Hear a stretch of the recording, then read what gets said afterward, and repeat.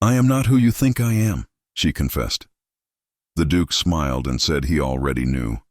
The assembly rooms and bath blazed with candlelight, though the wax had begun to pool unevenly, dripping onto the sconces in thick rivulets. Felicity Grimshaw stood near the pillar by the musicians' gallery, where the shadows were deepest and the scrutiny lightest. Her borrowed gown, Lady Margaret's favorite ivory silk, the one with seed pearls along the bodice, fit poorly at the shoulders. She had taken it in herself 3 nights ago, her fingers cramping around the needle. The weight of the pearls at her throat felt wrong. They belonged to a dead woman, a kind woman, but dead all the same. Across the room, Lady Pemberton held court near the refreshment table, her laugh carrying over the violins. Felicity recognized the sound, had heard it countless times from the servants' stairs when Lady Margaret used to entertain. Back when Felicity had been invisible, when she had pressed linen and arranged flowers and kept her eyes down. Now she wore the linen, stood in the flowers. Miss Hartley, a young man in a peacock blue waistcoat, appeared at her elbow, clutching a glass of ratafia that sloshed dangerously. "I do hope, that is, I wondered if you might, pray forgive me," Felicity said, her accent carefully modulated, each vowel placed where Lady Margaret would have placed it. "I find myself rather faint. The heat, you understand." She did not wait for his reply. The musicians struck up a country dance, and she moved towards the terrace doors, where the night air promised relief from the press of bodies and questions she could not answer. Her gloves, also borrowed, stuck to her palms. The left one had a small stain near the thumb, probably wine, though she had tried to hide it with powder. Outside, the October air bit at her bare shoulders. The terrace overlooked the parade gardens, where lanterns swayed in the breeze. Below, couples strolled the gravel paths, their laughter drifting up like smoke. Felicity gripped the stone balustrade, cold, solid, real. 3 more days. That was all she needed. 3 days to find a buyer for the sapphire brooch tucked in her reticule, Lady Margaret's last gift, though she had not known it would be her last, and then Felicity would disappear. Take the mail coach to Bristol, perhaps, or Newcastle. Somewhere her father's creditors would not think to look. Somewhere no one would ask questions about a woman with calloused hands and a borrowed name. "You are not Miss Hartley." The voice came from the shadows to her left, low, measured, with the faint burr of the Scottish border. Felicity's breath caught. She turned. A man stepped into the lantern light, tall, perhaps 35, with dark hair that wanted cutting and eyes the color of slate before a storm. His coat was well-tailored but plain, no embroidery or flash. His cravat sat slightly crooked, as though he had tied it himself and not cared over much about the result. Edmund Vale, Duke of Coldstream. She knew him, though they had never been introduced. One did not forget a man like that. She had seen him once at Lady Margaret's country house in Hampshire years ago, when his niece had been sent to stay for the summer. He had come to fetch the child after a fortnight, had stood in the entrance hall with rain dripping from his coat while Lady Margaret fluttered about offering tea. He had declined, polite but firm, and he had looked at Felicity, just once, just a glance, when she had carried the little girl's trunk down the stairs. "I beg your pardon, Your Grace?" Felicity's voice came out steadier than she felt. "I fear you are mistaken." "Am I?" He moved closer, not threatening but deliberate, the way one might approach a skittish horse.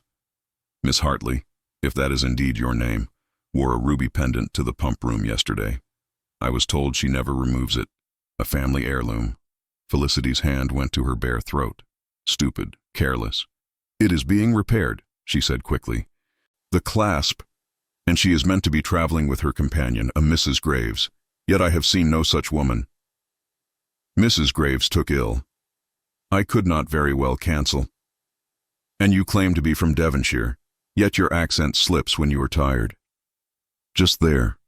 He gestured vaguely towards her mouth. "The R sounds, too soft. You learnt your speech from someone, did you not?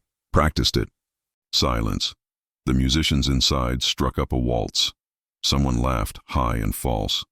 Felicity straightened her spine. If he meant to expose her, let him do it quickly.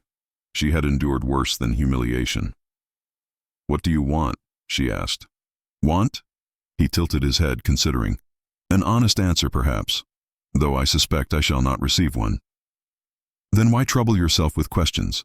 Something shifted in his expression, not quite a smile, but close. "A fair point." He turned, resting his hands on the balustrade beside hers. Not touching, but near enough that she could smell the faint scent of tobacco and something else. Ink, perhaps. Old books. 3 years ago, he said, addressing the gardens below rather than her, Lady Margaret Hartley hired a governess for my niece. The child had lost both parents in a carriage accident. She would not speak, would not eat. The physician said there was nothing to be done. That time would heal her, or it would not. Felicity's throat tightened. She remembered. Little Catherine, with her huge gray eyes and her silence that had felt like drowning. The governess, the Duke continued, was patient. She did not force the child to speak.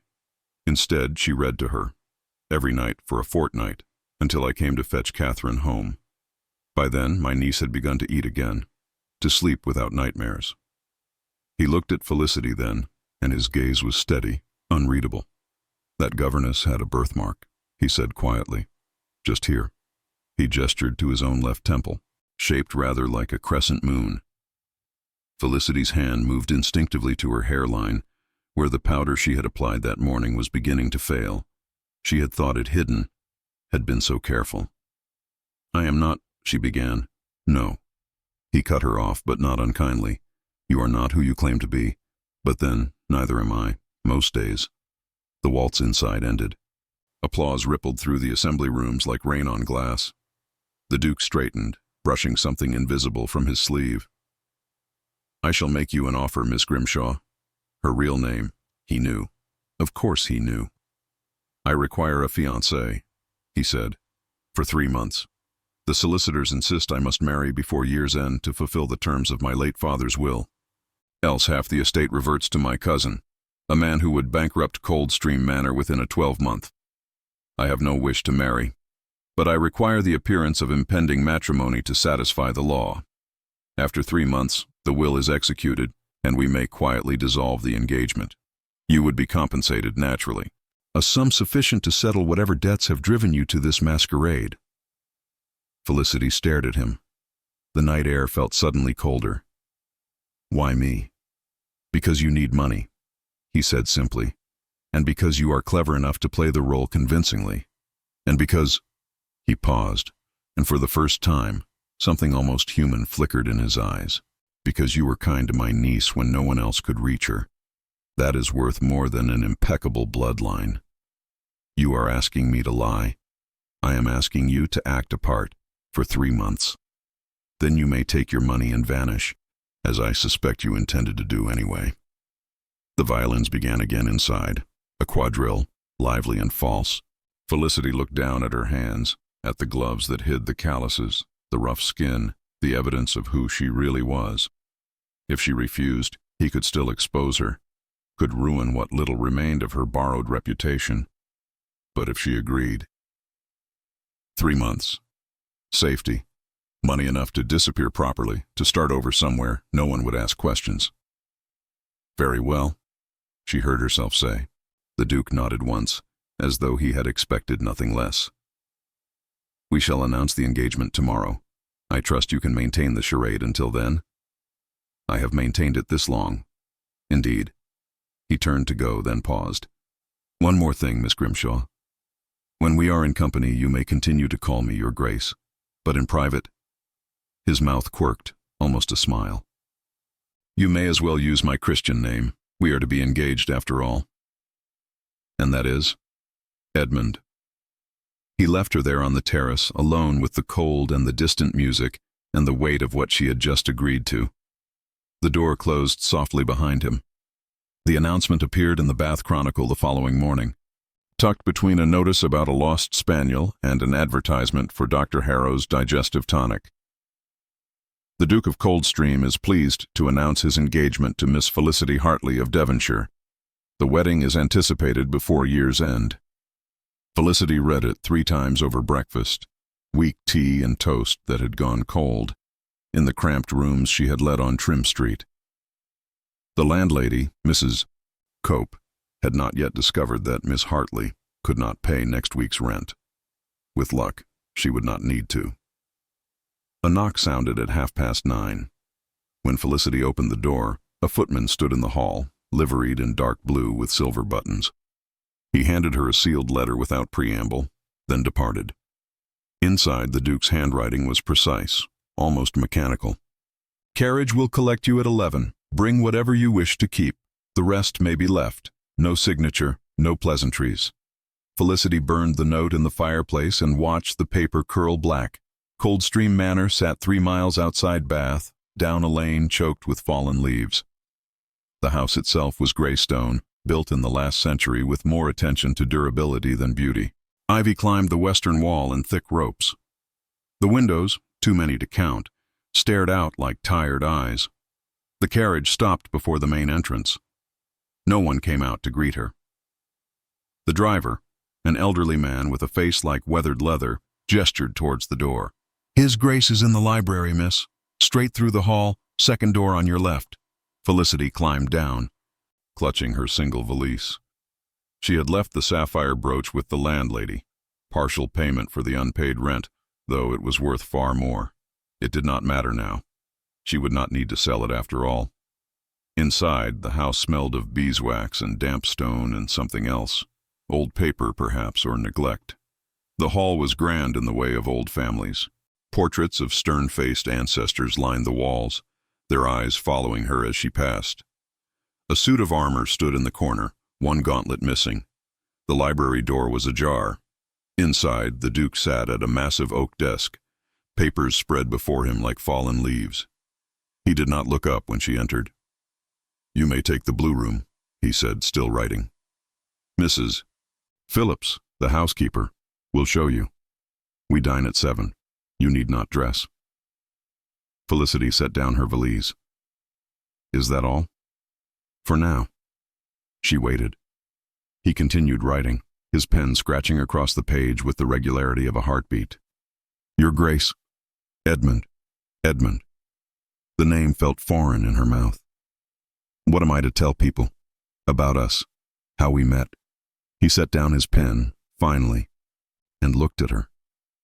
In the daylight, he seemed older than she had thought. Not in years, but in weariness.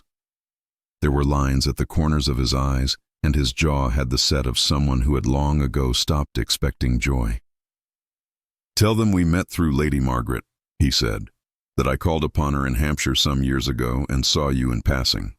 When I learnt of her death, I sought you out to offer condolences and—" He waved a hand vaguely. Affection grew. "Affection." Felicity almost laughed. "You make it sound like mildew." His mouth twitched. Not quite a smile, but close. "Can you manage that?" he asked. "I suppose I must." "Indeed." He returned to his papers, dismissing her without another word. Felicity found Mrs. Phillips in the kitchens, a stout woman with gray hair pinned so tightly it seemed to pull at her scalp. She looked Felicity up and down with the assessing gaze of someone who had spent 40 years managing a household and would not be fooled by silk and pearls. "The blue room," His Grace said. "If you please." Mrs. Phillips led her up 2 flights of stairs, past more portraits and closed doors and windows thick with dust. The blue room, when they reached it, was in the west wing. The warmer side of the house, Mrs. Phillips explained. The room was not actually blue. The walls were a faded green, the paper peeling near the ceiling. The bed was large but plain, the coverlet worn at the edges. "It is not used often," Mrs. Phillips said, which seemed an understatement. "But it has a good view of the gardens, or what is left of them." Through the window, Felicity could see the grounds stretching towards a small lake. The gardens had once been formal, she guessed.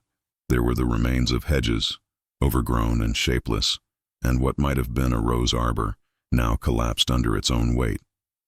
"Thank you," Felicity said. "Mrs." Phillips hesitated at the door. "His Grace." She stopped, choosing her words carefully. "He is not an easy man, miss. But he is not unkind. You must understand that. Felicity nodded, though she understood nothing. That evening, Felicity dressed in the only gown she owned that was not borrowed, a simple muslin in pale gray, high-necked and modest. It had been her mother's once before the debts, before everything. She had altered it to fit, let out the seams and taken in the waist, and it still smelled faintly of lavender. The dining room was too large for 2 people. The Duke sat at one end of a table that could seat 20, Felicity at the other.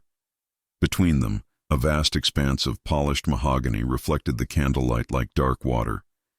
They ate in silence. The soup was good, leek and potato, thick and hot. The fish that followed was less so, overcooked and dry. Felicity picked at it, wondering if this was what the next 3 months would be like. Sitting at opposite ends of a too large room, saying nothing, pretending. "I hear you play the pianoforte," the Duke said suddenly, his voice echoing slightly in the emptiness. Felicity looked up, startled. Yes, a little. There is an instrument in the drawing room. You may use it if you wish." "Thank you." Another silence. The footmen refilled their glasses, wine for him, water for her. His hand shook slightly, and a drop of wine fell onto the tablecloth like a bloodstain. "You needn't stay in Bath," the Duke continued, cutting his fish with surgical precision. "If you prefer to remain here, the engagement will be just as convincing." "And miss the society gossip?" Felicity said before she could stop herself. He glanced up, and something almost like amusement flickered across his face. "You enjoy gossip, do you?" "I enjoy knowing what people say behind my back. There is a difference." "I suppose there is." He returned to his meal. Felicity did the same. The silence stretched again, but this time it felt less oppressive, as though they had found, in that brief exchange, a language they could both speak. After dinner, Felicity excused herself and wandered the house. It was too large, too empty, the kind of place where footsteps echoed and drafts whispered through cracks in the walls. She found the drawing room by accident, pushed open a door expecting a linen closet, and discovered instead a long room with windows facing west. The pianoforte stood in the corner, covered with a cloth thick with dust. Felicity pulled the cloth away. Beneath, the wood gleamed darkly, the keys yellowed with age. She sat, positioned her hands, and played a chord. Out of tune, but not terribly so. She began a sonata, Haydn, something Lady Margaret used to request, and let the music fill the emptiness. Outside, the sun sank behind the hills, and the room darkened around her. She did not light a candle, just played, her fingers finding the notes by memory, until the last light faded and the keys became shadows beneath her hands. When she finished, she sat in the darkness, listening to the silence that followed. "My wife used to play." Felicity gasped and spun around. The Duke stood in the doorway, a dark shape against the light from the hall. "Forgive me," he said. "I did not mean to startle you. I did not hear you come in." "No." He stepped into the room, stopped near the windows. She played every evening. Badly, I am afraid. But she enjoyed it. Felicity did not know what to say to that. The air between them felt suddenly fragile, like something that might shatter if handled carelessly. "I did not know you had been married," she ventured. 5 years. She died 3 years ago." "I am sorry." He said nothing for a long moment. Then, she left to visit her sister in Edinburgh. The roads were poor. The carriage overturned. He paused. "It was my fault." "How could it be your fault?" "I asked her to go, insisted rather. We had quarreled, and I—" He stopped, shook his head. "It does not matter now." But it did matter. Felicity could hear it in his voice, the weight he carried, the guilt that had carved lines into his face and made him into this, a man who sat alone in large rooms and could not forgive himself. "You did not overturn the carriage," Felicity said quietly. "No, I merely sent her to it." He turned and left the room before she could respond. Felicity sat at the pianoforte for a long time after, her hands resting on the silent keys. Outside, the wind picked up, rattling the windows. The house creaked and settled around her, full of ghosts she could not see. She did not play again that night. The next week passed in a strange limbo. Felicity rose each morning to find breakfast laid out in the morning room: toast, jam, tea that had gone lukewarm. The Duke was never there. He took his meals early, Mrs. Phillips explained, before 6, and spent most of his days locked in the library with ledgers and correspondence that arrived in thick bundles from London. They saw each other at dinner, only at dinner. The conversation, when it existed at all, was stilted, formal, the verbal equivalent of two people shaking hands across a chasm. He asked after her comfort. She assured him all was well. He mentioned the weather. She agreed it had been cold. Neither of them mentioned the engagement. On the 8th day, a letter arrived from London, from Lady Ashcroft, a distant connection of the Duke's mother. She was hosting a ball in Grosvenor Square in a fortnight's time, and insisted that the newly engaged couple attend. It would be, she wrote in a hand that sprawled across 2 pages, a most excellent opportunity for society to meet the future Duchess of Coldstream. The Duke read the letter aloud over dinner, his tone suggesting he had been invited to his own execution. "We must go," he said when he finished. "Refusing would raise suspicion. Of course. You will need a gown, several perhaps. Mrs. Phillips can arrange for a modiste to call."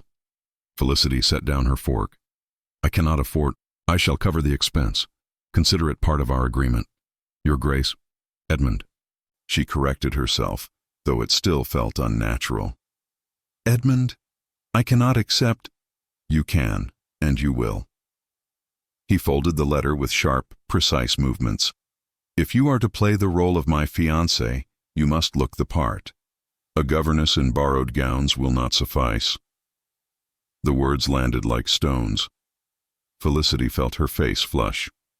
"I see," she said quietly. "I did not mean—" He stopped, rubbed a hand over his face. "Forgive me. That was poorly said. But accurate. Accurate does not mean kind." They finished the meal in silence, the kind that hurt. The modiste arrived 3 days later, a Frenchwoman with sharp eyes and sharper pins. She circled Felicity like a bird of prey, measuring, tutting, occasionally barking instructions to her assistant in rapid French. "The shoulders are too narrow," she declared. "And the waist. Mon Dieu, what have you been eating?" "Very little," Felicity muttered. The modiste did not seem to hear. She draped fabric over Felicity's frame, silks and satins in colors Felicity had never dared to touch. Emerald green, deep sapphire, a burgundy so dark it looked almost black in certain lights. "This one," the modiste said, holding up the sapphire. "For the ball. It will make the eyes extraordinary, no?" Felicity's eyes were brown, quite ordinary. But she nodded anyway. The fitting took 3 hours. When it was done, Felicity felt as though she had been turned inside out and reassembled. The modiste promised the gowns would be ready within the week, and departed in a cloud of perfume and French curses. Mrs. Phillips brought tea afterwards, strong and sweet, the way Felicity liked it, though she had never said so. "You did well," the housekeeper said, settling into the chair opposite. "Madame Rousseau is not easy to please." "I am not sure I pleased her." "You survived her. That is enough." Felicity wrapped her hands around the cup, feeling the warmth seep into her fingers. "Mrs. Phillips, may I ask you something?" "You may ask. I may not answer." "The Duke's wife. What was she like?" Mrs. Phillips's expression shuddered. For a moment, Felicity thought she would refuse, but then the housekeeper sighed, and some of the stiffness went out of her shoulders. "She was kind," Mrs. Phillips said carefully. "Young, perhaps too young. She came here at 19, straight from her father's house in Dorset, and she did not know what to make of this place, or of him." "They were not happy?" "I did not say that." Mrs. Phillips looked at her directly. "They were learning each other. He was not easy then either, and she was homesick, wanted to visit her family often, too often perhaps. It became a point of contention. And then she died." "Yes." The housekeeper's voice softened. "And he has not forgiven himself." "Will not, I think. Some men wear guilt like a second skin." Felicity thought of the Duke's face that night in the drawing room, the shadows, the careful distance he kept from everything, as though proximity itself might cause harm. Does he ever speak of her? Never. Mrs. Phillips stood, smoothing her apron. And you would do well not to ask him. Some doors are better left closed, Miss Grimshaw. After she left, Felicity sat alone with her tea, watching the light fade outside the windows. The house settled around her with its familiar creaks and groans. Somewhere above, a door closed. Footsteps crossed the floor, then stopped. She wondered if he was thinking of his wife, or of the engagement, or of nothing at all, if he had learned to empty himself out so thoroughly that even memory could not find purchase. The tea went cold in her hands. That night, Felicity could not sleep. She rose near midnight and wandered the halls in her nightgown and wrapper, a candle clutched in one hand. The house looked different in darkness, larger, stranger, full of corners where the light did not reach. She found herself outside the library without meaning to. The door was closed, but lamplight leaked beneath it. She knocked softly. Enter. The Duke sat at his desk just as he had the first day, surrounded by papers. He had removed his coat and waistcoat. His shirt sleeves were rolled to his elbows, and his cravat hung loose around his neck. He looked tired, more than tired, exhausted in a way that went deeper than lack of sleep. Miss Grimshaw. He set down his pen. Is something wrong? I could not sleep. Nor I, it seems. She hovered in the doorway, uncertain. The room smelled of lamp oil and old leather. Behind him, the shelves climbed to the ceiling, packed so tightly with books that some had been stacked horizontally on top of the rows. You read a great deal, she observed. I have little else to do. You could go out, to society. You are a duke. Yes. His mouth twisted. And that is precisely why I do not. He gestured to the chair opposite his desk. After a moment's hesitation, Felicity sat. The leather was cracked with age, the stuffing lumpy beneath her. Why did you agree to this? She asked suddenly. The engagement. You could have found someone more suitable, someone with a name, connections, a dowry. I could have, he agreed. And they would have expected something in return. And I do not. You expect money, a fair exchange, no sentiment, no delusions of romance. It is, he searched for the word, simpler, simpler. Yes. Felicity looked at him across the expanse of the desk. This man who had chosen her because she wanted nothing from him except escape. It should have felt like a compliment. Instead, it felt hollow. What will you do? She asked. After. When the 3 months are over and the engagement ends. Return to this. He gestured at the papers. Manage the estate. Avoid London. The usual. That sounds lonely. It is what I am accustomed to. That does not make it right. He looked at her then, really looked, and something shifted in his expression. Surprise, perhaps, or something close to it. You are quite bold, he said, for someone in your position. My position? Dependent upon my charity. Felicity stood. The chair scraped against the floor. I am not dependent upon anything. I agreed to an arrangement. If you find my boldness unacceptable, I shall leave in the morning. Sit down. I will not. Please. The word stopped her. He never said please. Sit, I apologize. That was unkind. Slowly, Felicity lowered herself back into the chair. The Duke leaned back, rubbing at his temples. I am not accustomed to conversation, he said quietly. Or company. Most of the time, I prefer it that way. But occasionally, he trailed off. Occasionally? Occasionally, the silence becomes oppressive. Felicity understood that, had felt it herself in the small rooms on Trim Street, when the walls seemed to press in and the weight of everything, her father's debts, Lady Margaret's death, the borrowed name and the fear of discovery, became too much to carry alone. Tell me something, she said impulsively. Something true, not about the engagement or the estate or any of this. Something real. He frowned. Such as? Anything. Your favorite color. The first book you ever read. What you wanted to be as a child. I wanted to be a blacksmith. Felicity blinked. A blacksmith. There was a smithy near my father's estate in Northumberland.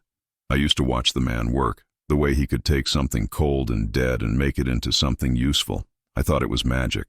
He smiled, very faintly. My father did not approve. Dukes do not become blacksmiths. No, Felicity agreed. They become lonely men in libraries. Indeed. They sat in silence for a while. Not the uncomfortable silence of dinner, but something softer, almost companionable. My turn, the Duke said eventually. Tell me something true. Felicity thought. I hate roses. Roses? Everyone expects women to love roses, but they die so quickly, and the smell, too sweet, too much. I prefer wildflowers, the ones that grow in ditches and no one notices. Why? Because they do not need anyone to care for them. They simply exist. The Duke regarded her thoughtfully. You wish to be a wildflower? I suppose I do. He nodded, as though this made perfect sense. Then he returned to his papers, and Felicity understood she was dismissed, not unkindly, but firmly. She stood, took her candle, and left him there in his pool of lamplight. But at the door, she paused. Edmund? Yes? Thank you for listening. It was no great burden. She smiled, though he could not see it, and climbed the stairs back to the blue room. That night, she dreamed of wildflowers growing through stone. The gowns arrived on a Tuesday, packed in tissue paper that rustled like whispers. Felicity tried them on in her room while Mrs. Phillips looked on, nodding approval at the fit and occasionally reaching out to adjust a sleeve or smooth a wrinkle. The sapphire gown was beautiful, too beautiful. The silk caught the light like water, and the neckline, modest by ton standards but lower than anything Felicity had ever worn, made her feel exposed, vulnerable. You look like a duchess, Mrs. Phillips said. I am not a duchess. Not yet. Felicity did not correct her. There was no point. The days took on a pattern. Mornings, Felicity walked the grounds, what was left of them. The gardens were wilder than she had first thought, overgrown to the point of chaos. But beneath the weeds and brambles she could see the bones of something that had once been beautiful. Stone paths half buried in moss, a fountain choked with dead leaves, rose bushes gone feral. She began to clear them. Not because anyone asked, but because she needed something to do. Some way to fill the hours between breakfast and dinner, between waking and the long sleepless nights. Mrs. Phillips provided gloves and shears. The work was hard, satisfying.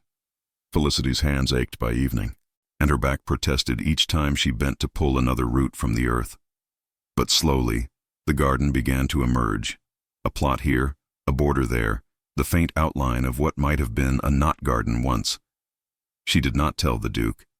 He never asked what she did with her days. But one morning she found a new pair of shears on the bench by the fountain, better quality than the old ones, with handles wrapped in leather. No note, no explanation. She used them. On Thursday, the Duke joined her for luncheon. Not dinner. Luncheon, which they had not shared before. He appeared in the morning room at 12:30, looking vaguely surprised to find her there. Forgive me, he said. I did not realize you took this meal. I usually do not. Felicity set down her book. But I thought I might today. I see. He sat across from her. The footman brought cold meat, bread, cheese, simple fare, but more than enough. They ate in silence for a time. Then the Duke said, without preamble, "The fountain in the east garden. It is running again." Felicity looked up. I asked the groundskeeper to repair it.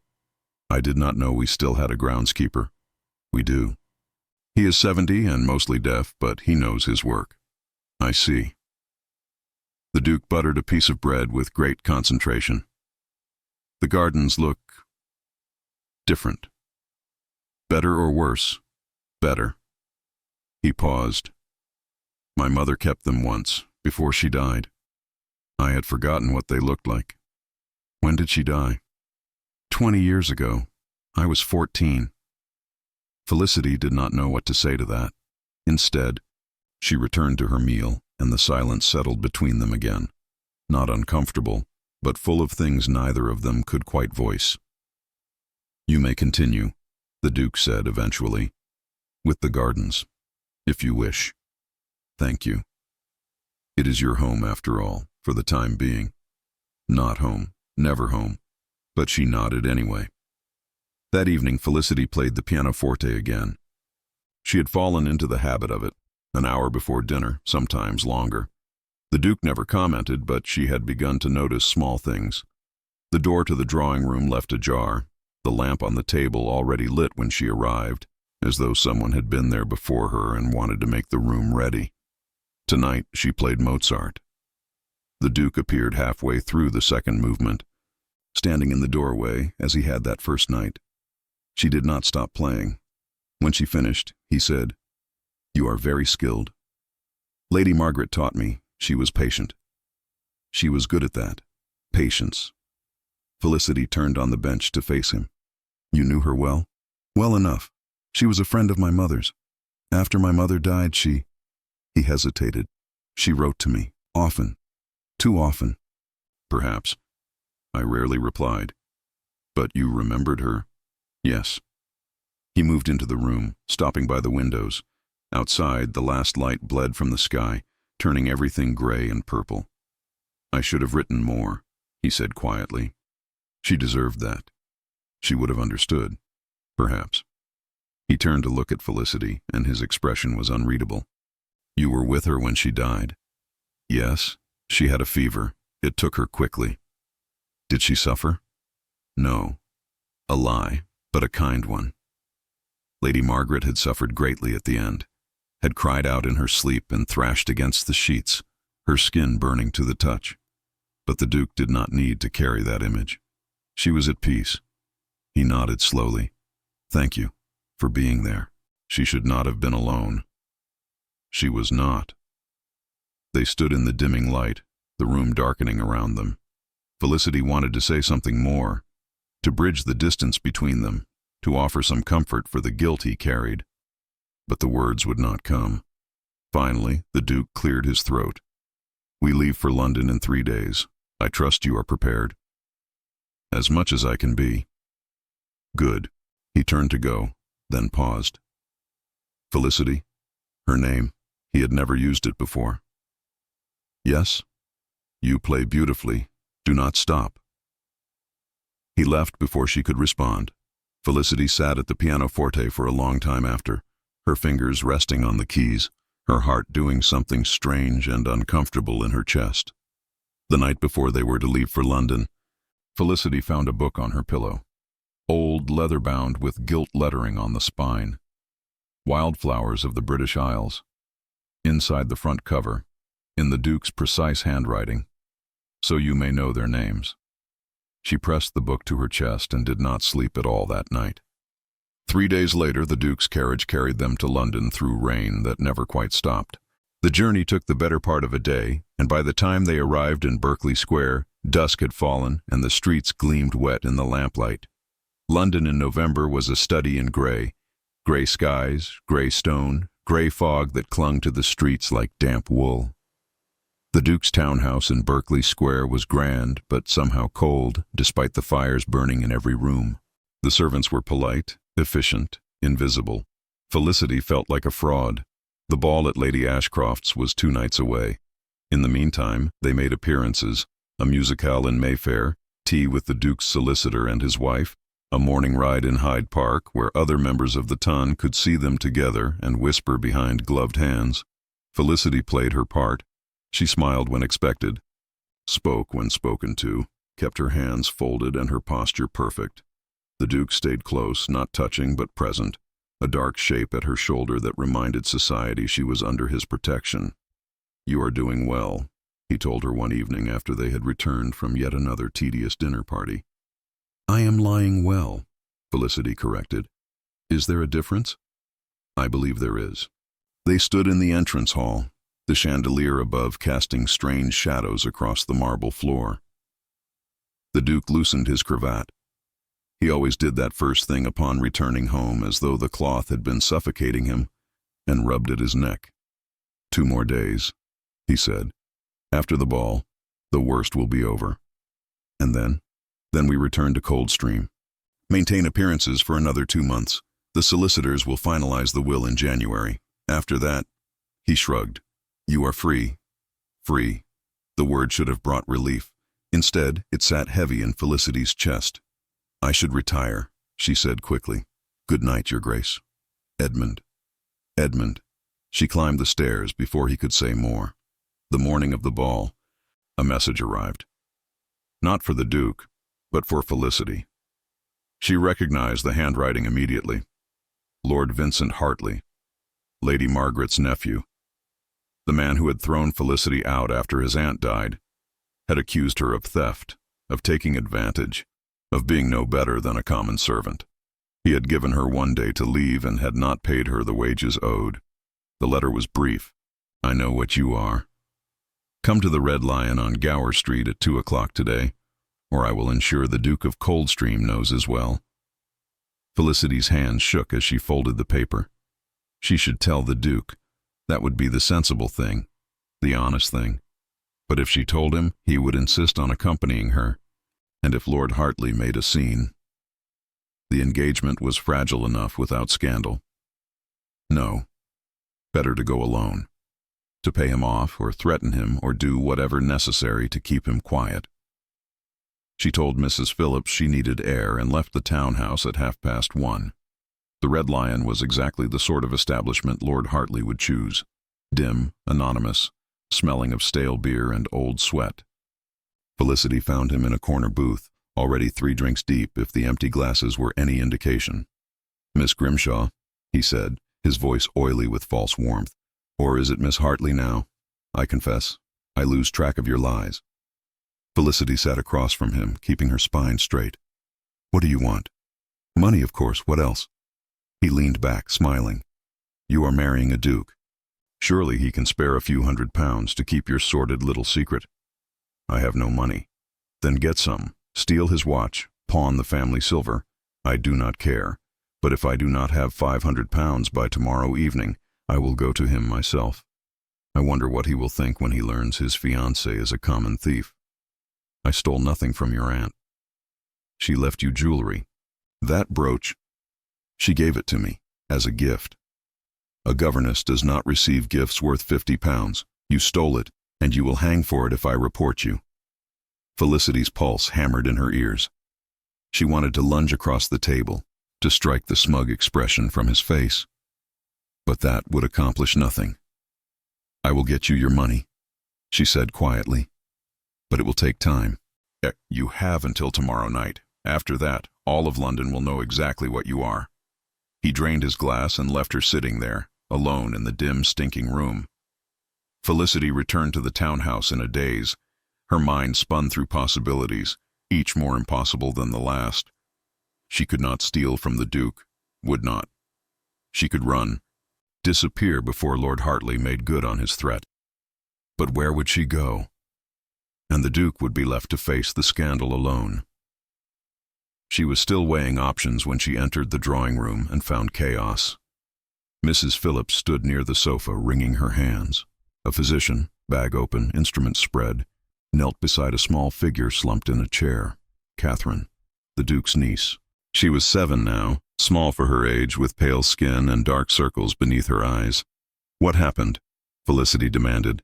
"She collapsed," Mrs. Phillips said, her voice tight with fear. "His Grace sent for the physician." "But where is he?" "Upstairs, pacing like a caged animal." Felicity crossed to the child. Catherine was 7 now, small for her age, with pale skin and dark circles beneath her eyes. Her breathing came shallow and rapid. "What is wrong with her?" Felicity asked the physician. "Fever," the man said tersely. "Possibly scarlet fever. I have bled her, but—" "You bled her?" Felicity stared at him. "She is a child. She needs fluids, not bleeding. I am the physician, madam. You will kindly—" "Get out," the man sputtered. But Felicity did not wait for him to argue. She turned to Mrs. Phillips. "Bring me cool water, clean cloths, and willow bark if you have it. Also, honey and lemon." "Miss Grimshaw, I do not think—" "Please." Mrs. Phillips left. The physician gathered his instruments with wounded dignity and departed, muttering about hysterical women and overstepping bounds. Felicity knelt beside Catherine, pressing a hand to the child's forehead. Burning. Too hot. "Catherine," she said softly, "can you hear me?" The girl's eyes fluttered open, gray, like her uncle's. Felicity? Yes, I am here. You are going to be all right. I feel strange. I know, but I will help you. Do you trust me? A small nod. Felicity set to work. She had learned this from her mother, how to treat fevers, how to bring down heat without the brutality of bleeding. It was not magic, but it was close enough. She stripped the child down to her shift, bathed her with cool water, made her sip tea brewed from willow bark and honey. Catherine whimpered but obeyed, her small body trembling with each breath. Hours passed. The fever did not break. Somewhere above, footsteps paced back and forth. The Duke. Trapped in his own helplessness, Felicity sent Mrs. Phillips to fetch him. He appeared in the doorway like a ghost, face pale, eyes hollow. When he saw Catherine, something cracked in his expression. She is dying, he said flatly. She is not dying, but she needs you. I cannot. Yes, you can. Felicity stood, facing him. She is frightened. She needs to hear your voice, to know you are here. Whatever guilt you carry, whatever fear, put it aside. For her. I do not know how. You will learn. She pulled a chair to the bedside and gestured for him to sit. After a moment he did, moving like a man walking to the gallows. Catherine's eyes opened. Uncle Edmund? I am here, child. I do not feel well. I know. His voice broke on the words. But Miss Grimshaw is taking care of you. She is very skilled. Will I die? No. He took her small hand in his, and Felicity saw his fingers tremble. No, I will not allow it. You could not stop Mama and Papa. The Duke flinched as though struck. No, he said quietly. I could not. But you are here, and I am here, and we will face this together. Do you understand? Catherine nodded. Her eyes drifting closed again. Felicity and the Duke sat through the night. They bathed the child, coaxed her to drink, kept the room cool and the fire low. They spoke little, but when their eyes met across the bed, something passed between them, an understanding perhaps, or the beginning of one. Near dawn, the fever broke. Catherine's skin cooled, her breathing steadied. She slipped into true sleep, not the restless half-consciousness of before. The Duke slumped in his chair, his head in his hands. You did well, Felicity said softly. I did nothing. You saved her. We saved her. Together. He looked up, and his eyes were bright with something that might have been tears. I do not deserve— Stop. Felicity reached across the space between them and took his hand. His fingers were cold, rough, scarred. You deserve more than you allow yourself. You deserve to be happy, Edmund, to stop punishing yourself for things you could not control. I do not know how. Neither do I, but perhaps we can learn. Together. He did not pull his hand away. They sat like that as the sun rose. Two people who had both learned to live in shadows, holding on to each other in the light. Catherine slept through the morning and woke near noon, asking for toast.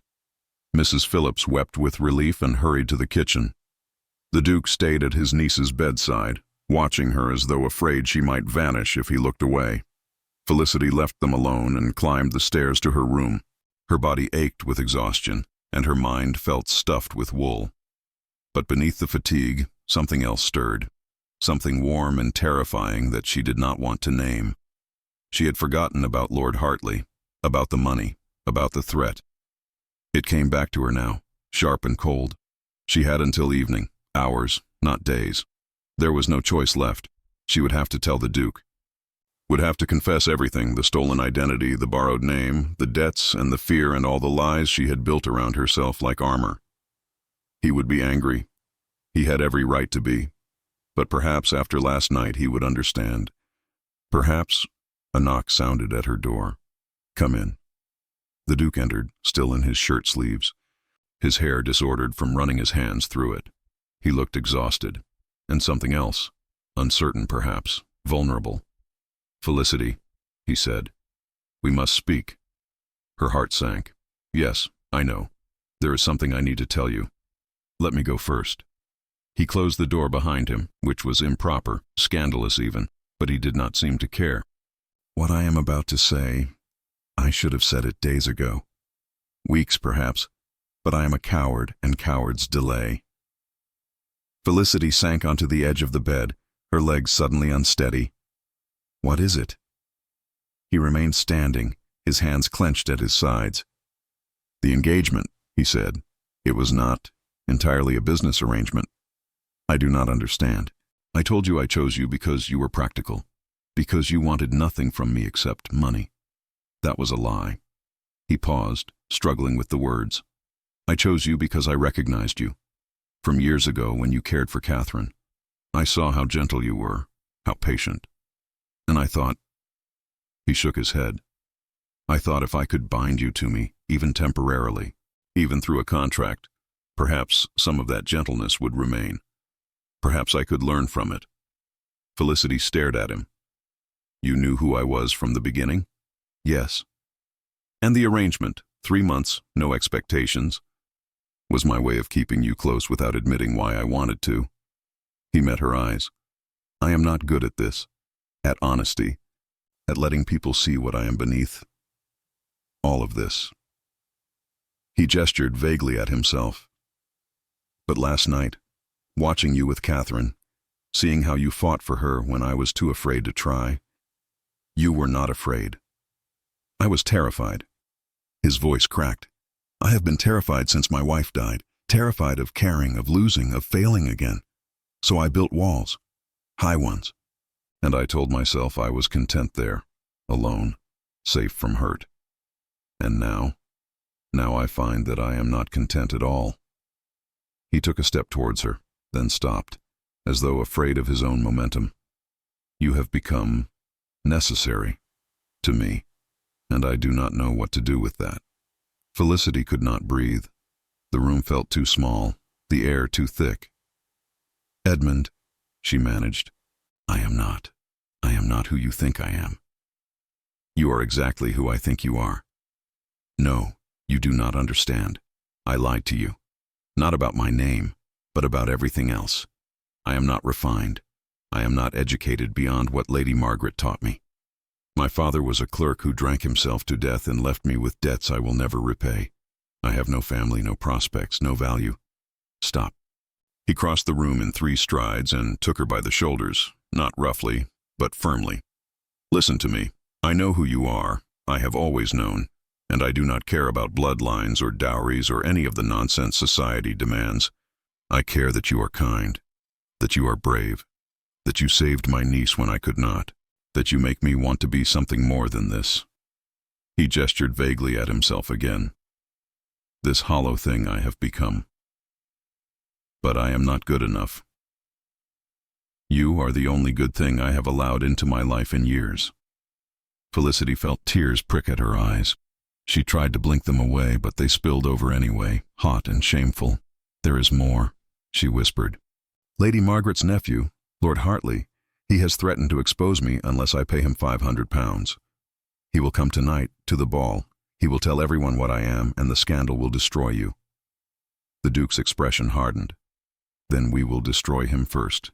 "You cannot." "I can. I am a duke, Felicity. That means something, even if I despise it most days. Lord Hartley is a minor baronet with debts of his own and a reputation for cruelty. If he attempts to ruin you, I will ensure he regrets it. But the engagement, the will be damned." He cupped her face in his hands, his touch gentle despite the fury in his voice. "I will not let him hurt you, do you understand me? I will not." Felicity nodded, unable to speak. "As for the engagement," he continued, softer now, "I no longer wish it to be temporary." Her breath caught. "What?" "I am asking you to marry me, truly. Not for 3 months, not for the will, but because I—" He stopped, searching for words. "Because I find I cannot imagine my life without you in it. Because you have become essential. Because you love me." The words came out barely above a whisper. He exhaled, and it sounded like relief. "Yes. God help me, yes." Felicity closed her eyes. Her heart hammered so hard she thought it might break through her ribs. When she opened them again, he was watching her with an expression so raw it hurt to look at. "I am terrified," she admitted. "So am I. What if I fail you? What if I am not enough? You are already more than enough." He brushed a tear from her cheek with his thumb. "Please, Felicity. Say yes." She should refuse. Should protect him from the scandal, from the whispers, from a future tied to a woman with no name and no past. But looking at him, at this man who had been so broken and was now trying desperately to be whole, she found she could not. "Yes," she whispered. "Yes, I will marry you." He pulled her into his arms then, holding her so tightly she could barely breathe. But she did not mind. She held him back just as fiercely, feeling the rapid beat of his heart against hers. After a long moment, he pulled back just enough to look at her. "May I?" She did not let him finish. She kissed him. It was not graceful. She did not know what she was doing, and he seemed equally uncertain. But it was real and warm, and when they finally broke apart, both of them were breathless. "We will face tonight together," he said, his forehead resting against hers. "Whatever Lord Hartley says, whatever scandal he tries to create, we will face it together." "Together," Felicity agreed, and for the first time in years, she believed things might actually be all right. Lady Ashcroft's ball was precisely as ostentatious as one might expect. Chandeliers dripping with crystals, musicians tucked into an alcove playing waltzes that nobody listened to, and enough hothouse flowers to bankrupt a small estate. The ballroom glittered with silks and satins, jewels winking in the candlelight like trapped stars. Felicity stood at the Duke's side, her hand resting lightly on his arm. The sapphire gown fit perfectly, and her hair had been dressed by Mrs. Phillips with more care than Felicity had thought the housekeeper possessed. She looked like she belonged. She felt like an impostor. "Steady," the Duke murmured. "You are magnificent." "I am terrified." "That too." They descended the stairs together. Conversation rippled through the room, not quite stopping but shifting, focusing. The newly engaged Duke of Coldstream and his mysterious fiancée. Of course they would stare. Lady Ashcroft materialized like a ship in full sail, her gown an alarming shade of puce. "Your Grace?" "Miss Hartley. How delightful. We are all simply agog to meet the lady who has captured your heart. Lady Ashcroft." The Duke bowed. "May I present Miss Felicity Grimshaw? She prefers her given name." Felicity's breath caught. He had used her real name, in front of everyone. Lady Ashcroft blinked. "Grimshaw? But I thought—" "A misunderstanding," the Duke said smoothly, easily corrected. "I see." Lady Ashcroft looked between them, clearly disappointed that there was no immediate scandal to report. "Well, welcome, Miss Grimshaw. Do enjoy the evening." She swept away in search of more interesting gossip. "You told her?" Felicity whispered as they moved into the crowd. "I told her the truth. Let Lord Hartley try to make a scandal of something we have already acknowledged." Before Felicity could respond, a man stepped into their path. Tall, thin, with the pinched expression of someone perpetually disappointed. Lord Vincent Hartley. "Your Grace," he said, his voice carrying just enough to be heard by those nearby. "What a surprise. And Miss Grimshaw, is it? How extraordinary. I was under the impression she went by Hartley." "She did," the Duke said evenly, "to spare her the embarrassment of her late father's debts. But I have settled those debts, and there is no longer any need for subterfuge."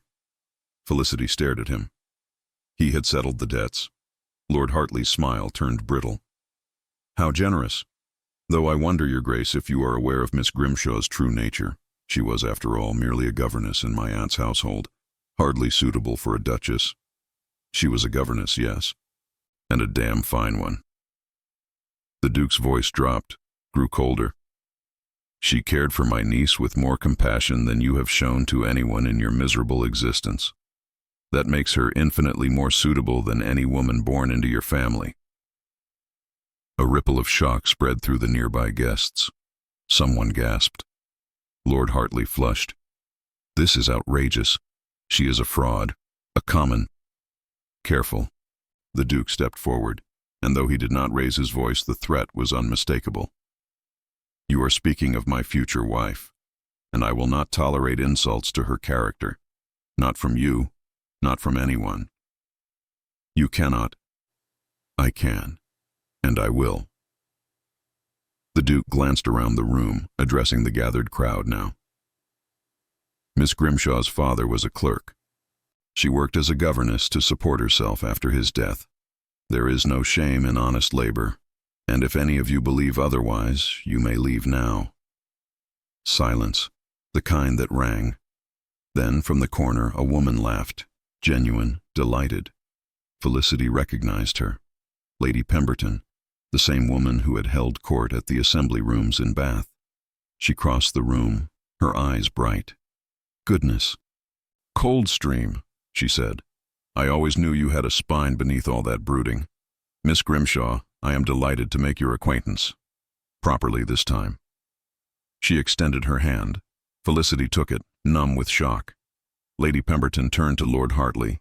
"You, sir, are dismissed. I believe the Duke made his position clear." Lord Hartley looked around wildly, seeking support. He found none. The ton could be cruel, but they respected strength, and the Duke had just displayed more of it than Hartley possessed in his entire body. "This is not over," Hartley spat. "Yes," the Duke said quietly. "It is." Hartley left, shoving through the crowd. The whispers started immediately, but they were not unkind. Curious, perhaps. Intrigued, but not unkind. The Duke turned to Felicity, his expression softening. "Dance with me?" She nodded, unable to speak. He led her onto the floor as the musicians struck up a waltz. His hand settled at her waist, hers on his shoulder, and they began to move. "You did not have to do that," Felicity whispered. "Yes, I did. They will talk. Let them. You paid my father's debts." "I did." "When?" "This morning, after you left the house." He held her gaze. "I knew where you had gone. I had you followed. Forgive me, but I needed to know. When my man reported back about Lord Hartley's threats, I went directly to your father's creditors and settled every account." Felicity felt tears prick at her eyes again. "I do not know what to say." "Then say nothing." He pulled her closer, just slightly, just enough. "Just stay." They danced in silence, the room spinning around them in a blur of light and color. Felicity was aware of eyes on them, of whispers at the edges, but none of it mattered. In this moment, there was only him, his hand at her waist, his breath near her ear, the solid warmth of him anchoring her to the earth. When the waltz ended, he did not let go immediately. Instead, he looked down at her, his expression open in a way she had never seen. "I love you," he said, loud enough for those nearby to hear. "I should have said it before, but I am saying it now." Felicity's breath caught. The world narrowed to his face, his eyes, the hope and fear written there in equal measure. "I love you too," she said. Around them the room erupted in applause, polite, restrained, but genuine. Lady Ashcroft looked like she might faint from the drama of it all. The Duke smiled. Not the faint twist of his mouth she had seen before, but a real smile, one that reached his eyes and transformed his entire face. "Then we are agreed," he said. "No more pretense, no more distance. Just us." "Just us," Felicity echoed. He kissed her then, in the middle of Lady Ashcroft's ballroom. In front of half the ton. It was scandalous, improper, perfect. And Felicity, who had spent so long hiding, finally felt seen. 6 months later, Coldstream Manor blazed with light. The gardens had been restored, not to their former glory, but to something new, something wilder. Roses tangled with lavender and wildflowers grew in the spaces between, just as Felicity had wanted. The fountain ran clear, and the paths had been cleared of moss and weeds. Inside, the house felt different, warmer, alive. Catherine lived with them now, permanently. She had her own room in the east wing, painted yellow at her request, and she spent her days reading in the library or helping Felicity in the gardens. She spoke freely now, laughed often, and called Felicity Aunt, with a seriousness that made Felicity's heart ache. The Duke, Edmund, always Edmund now, had changed too. He smiled more. rode out with the tenants, listened to their concerns, made improvements to the estate. He still spent hours in the library, but now Felicity joined him, reading beside the fire while he worked. Sometimes they spoke. Sometimes they sat in companionable silence. Both were good. Today was their wedding anniversary. 6 months married, with a ceremony in the village church that had taken place on a snowy December morning. The breakfast had lasted until evening. The servants had insisted on celebrating the anniversary with a dinner, and cook had outdone herself. Roast beef, potatoes and cream, a tart bursting with blackberries from the garden. After dinner, Edmund pulled Felicity into the drawing room, where the pianoforte waited. "Play something," he said. "What would you like?" "Anything, everything. I do not care, as long as you play." She sat, positioned her hands, and began. Not Mozart or Haydn, but something simpler, a folk tune her mother used to hum while kneading bread. The notes filled the room, spilled out into the hall, where Catherine listened from the stairs. When she finished, Edmund pulled her to her feet and into his arms. "Happy?" he asked. "Deliriously," she said. "Good. I intend to keep you that way." "Ambitious? I am a duke. Ambition is required." She laughed, and he kissed her, slow and sweet, in the room where they had first begun to understand each other. Outside, spring had finally arrived. The wildflowers bloomed in riots of color, and the air smelled of rain and new grass. Inside, the house hummed with life, with laughter and music, and the sound of footsteps that did not echo in empty halls. Felicity had spent so long hiding, pretending, trying to be someone she was not. But here, in this house, with this man, she had finally learned the truth.